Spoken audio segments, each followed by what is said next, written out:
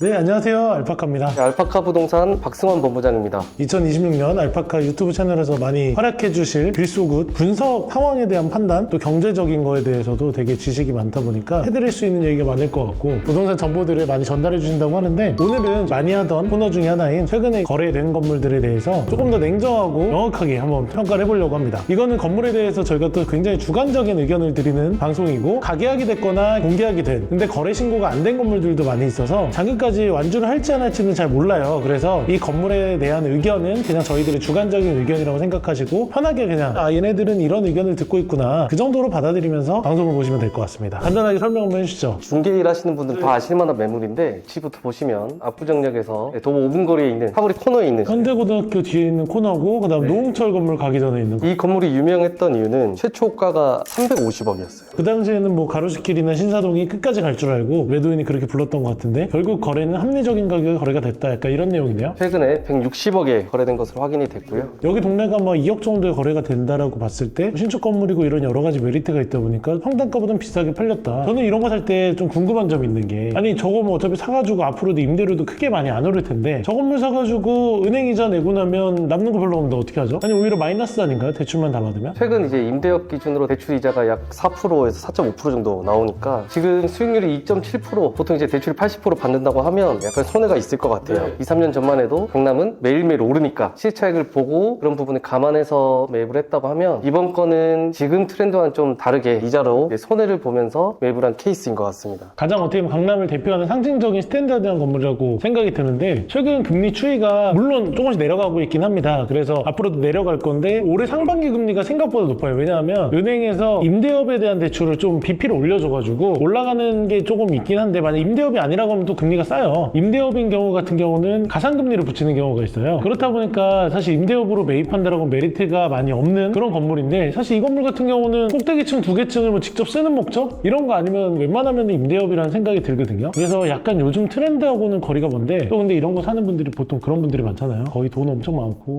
그냥 뭐 자녀 증여용으로 그냥 강남에 묻어놓겠다. 좀 이해가 안 가지만 그래도 이런 건물들이 그래도 가장 강남의 스탠다드한 건물이 아닌가. 다음 물건입니다. 삼성역 하얏트 뒤편에 있는, 이것도 뭐 거의 비슷한 느낌이죠. 네, 비슷한 느낌입니다. 삼성역 근처에 뭐 투자성을 기대해서 산다. 알파카에서도 삼성역에 950억에 거래한 엄청난 사실 사례도 있고, 그 다음에 삼성역의 개발 소식에 대해서는 저뿐만 아니라 모든 투자자들이 의심의 여지조차 없다라고 생각을 하는데, 그래도 177억의 수익률이 2.3%짜리를 산다라는 게 사실 쉬운 선택은 아닌 것 같거든요. 왜냐면 사는 순간 또 이것도 이자가 마이너스인데, 위치는 참 좋지만. 네, 이 매물도 사실 준비한 이유가 이전 매물처럼 최초 호가 대비 100억 정도 낮춰져서 팔린 사례예요. 결국 시세에 맞춰져서 팔린다. 네, 확실히 강남은 특히 시세보다도 조금 더 저렴한 느낌이 나야 좀 팔릴 것 같고, 사실 이 물건이나 전 물건들은 그래도 입지가 그래도 괜찮은 편이죠. 집지 너무 좋죠. 그 외 입지 물건들은 그래도 수익률이 3%는 나와야 되지 않을까. 기대 수익률이 좀 많이 올라간 것 같아요. 저걸 보니까 딱 생각나는 게, 저희 알파카를 통해서 거래한 고객 중에 재벌에 가까웠던 분들이 있거든요. 그런 분들이 그냥 좀 에셋 파킹용으로 샀던 경우가 있어서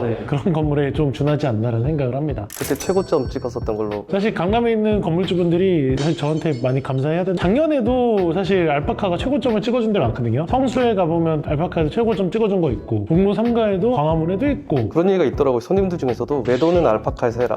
비싸게 사준다고 생각을 하는데 그게 아니라, 네, 아닙니다. 최고점을 찍을 만큼 가치가 있는 땅, 조금 더 비싸도 더 좋은 땅, 결국에 좋은 게 더 오르지 안 좋은 게 안 오르진 않아요. 무조건 수요와 공급입니다. 여러분도 그냥 무조건 수요 많은 거 들어가시면 비싸더라도 결국엔 따라갑니다. 요즘 매수자분들도 싸고 뒤처지는 그런 네. 입지보다 비싸더라도 좋은 입지로 가시는 게 더 현명한 투자라고 많이 배우신 것 같아요. 작년에 이제 알파카를 통해서 좋은 위치에 비싸게 산 건물들이 많거든요. 그 건물들이 어떻게 변하는지 그 주목됩니다. 뭐 이미 작품들이 나오고 있어. 그래서 이 작품들 나오고 있는데 너무 말을 하고 싶은데 아직은 너무 설레발인 것 같아서 제 결과를 보여드리겠습니다. 다음 물건으로 도산공원에 있는 매물입니다. 요즘 도산공원 아디다스부터 해서 버켄스타 평당 3억 이상으로 매각된 사례들이 많은데, 슈프림이랑 루이비통 있는 라인에 있는 매물이 최근에 또 327억 5천만 원에 거래가 됐습니다. 제가 이거랑 비교되는 건물이 하나 있었어요. 위글위글이 있었어요. 위글위글이랑 이걸 가지고 고민하고 이제 체크했던 분들이 있었던 것 같은데, 그걸 보면서 느낀 게, 위글위글은 사실 트렌드를 타는 지, 뭔가 확실한 무언가가 있는 길은 아니고 지금 현재 좋은 길, 이 건물은 뭔가 명확한 하드웨어가 있는 길이다 보니까 저는 사실 두 개를 평가한다고 하면 저는 도산 퍼스트가 훨씬 좋은 건물이라고 생각해요. 아, 저도 그렇습니다. 이 길은 대체할 수 없을 것 같은데? 라고 생각하는 길이 더 좋다고 생각하거든요. 굳이 두 개를 비교하자고 하면 이걸 더 좋았다고 생각을 했어요. 앞으로도 분명히 이게 더 좋을 거예요. 장담합니다. 사실 들어가 있는 임차인 자체가 또 루이비통하고 위글위글의 차이라고 하면 사실 길 자체가 좀 다르잖아요. 위글위글은 이제 임대를 맞춰야 돼. 명도가 안 되고 이러면 너무 기회비용과 리스크가 있다는 생각이 들거든요. 여러 가지를 감안했을 때 물론 뭐 사는 사람들마다 생각이 다를 수 있겠지만 두 개가 동시에 팔렸으니까 임대 맞추자마자 매각이 됐거든요. 어떻게 보면 도산공원에 있는 거리는 희소성이 정말 명확하거든요. 그러다 보니까 저거를 대체할 수 있는 곳이 없어요. 도산공원이 보이는 그 길 자체가 뭐 전 세계적으로 따져도 어떻게 보면 타임스퀘어를 끼고 있는 맨하튼에 있는 주택 같은 경우도 다른 데에 비해서는 비싸거든요. 자연과 함께하는 약간 도시의 방향, 도시 개발 이런 거에 대해서 좀 고민을 해보신다고 하면 도산공원은 그래도 좀 유행을 덜 타고 희소성이 있는 지역이 아닌가라는 개인적인 생각을 합니다. 대치동 매각사례입니다. 휘문고등학교 바로 앞에 있는 매물이고요. 전층 종로학원에서 학원을 영업 중인 매물인데 최근에 430억에 거래가 됐어요. 1,500평에 430억이면 평당 2천만 원대거든요. 2천만 원대면 사실 강남에서 굉장히 훌륭한 매매 사례라고 생각을 하고 소유자분이 정태영 회장님이신데 제가 같이 런닝을 해봤습니다. 옆에서 운동을 굉장히 좋아하셔서 정태영 회장님 이 영상을 보시면 다음에 같이 인사를 해주셨으면 좋겠습니다. 제가 담당자였는데 이 매물이 매각되고 나서 많이 올렸더라고요. 뭐 글이든 유튜브든 좋게 팔렸다, 싼 가격에 팔렸다라고 하는데 팔기가 사실 좀 어려웠던 게 용도가 교육시설이에요. 학원으로밖에 사용 못해요. 이런 거를 잘 보셔야 돼요. 왜냐하면 보통 건물들을 볼 때 그냥 근린생활시설과 이런 시설들의 되게 차이들이 있거든요. 이게 용도 변경이 가능한지 안 한지를 잘 파악해야 됩니다. 그래서 현 상태 유지하는 조건으로 매각이 되었기 때문에 그런 히스토리를 모르는 분들은 정말 좋은 가격에 매각했다고 하는 거고 다른 용도로 사용하시려고 했던 분들은 매입이 좀 어려웠던 그리고 사실 이런 비슷한 사례가 성수동에도 있잖아요. 최근에 저희 알파카의 전속을 갖고 있는 매물이 창고용지에서 근린생활시설로 용도 변경을 했거든요. 이게 진짜 창조적이고 대박인 소식인 거잖아요. 창고시설과 오피스가 별로 차이는 안 나지만 실제로 1, 2층은 진짜 중요하잖아요. 특히 1층을 그런 식으로 전환을 하는 걸 보면서 아 진짜 용도 변경에 대해서도 좀 이제는 신경을 많이 써야 되겠구나. 그래서 여러분들도 투자할 때 이런 것들에 대해서 명확하게 물어보시고요. 그거에 대해서 해결을 못 해주면 담당자를 바꾸면 됩니다. 다른 데 가서 알아봐야지 뭐 그것도 모르는데 어떻게 해.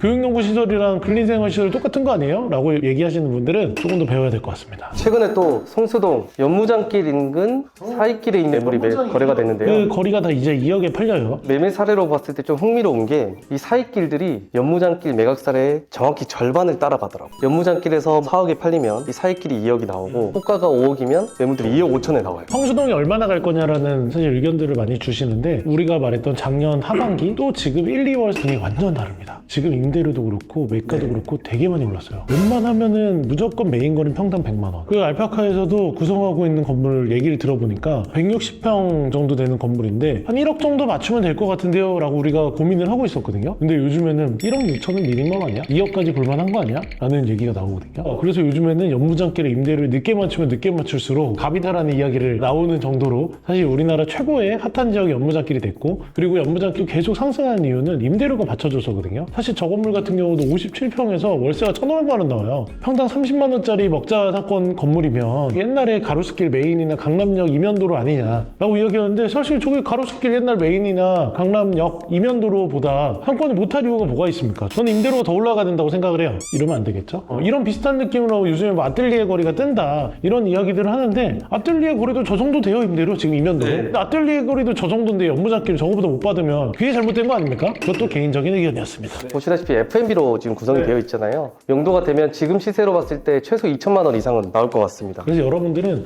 훨씬 더 현실적이고 냉정한 거를 판단할 수 있는 사람들과 이야기를 하셔야 됩니다. 아까도 얘기 드렸듯이 서울의 전 지역에 가장 핫하게 진행됐던 매물들을 대부분 알파카에서 거래했습니다. 그 이유가 있습니다. 트렌드에 빠르기 때문에 여러분들은 그 트렌드에 빠른 알파카를 선택하십시오. 거기다가 또 이제 이런 임차인들을 관리하고 운영하면서 쌓인 알파카 빌딩 관리의 노하우가 임차인들을 아주 주무르는 걸 잘해요. 이런 우리가 악덕업자 같이 보이지만 현실적인 어떻게 보면 방향 제시를 잘해주기 때문에 여러분들이 그런 거에 어려움이 있다라고 하면 어차피 건물 사가지고 관리할 거 알파카에 하시면 건물도 사고 관리도 공짜야. 엄청난 좋은 그런 혜택을 받을 수 있는 알파카를 꼭 이용하시기 바랍니다. 꼭 연락주세요. 저한테요.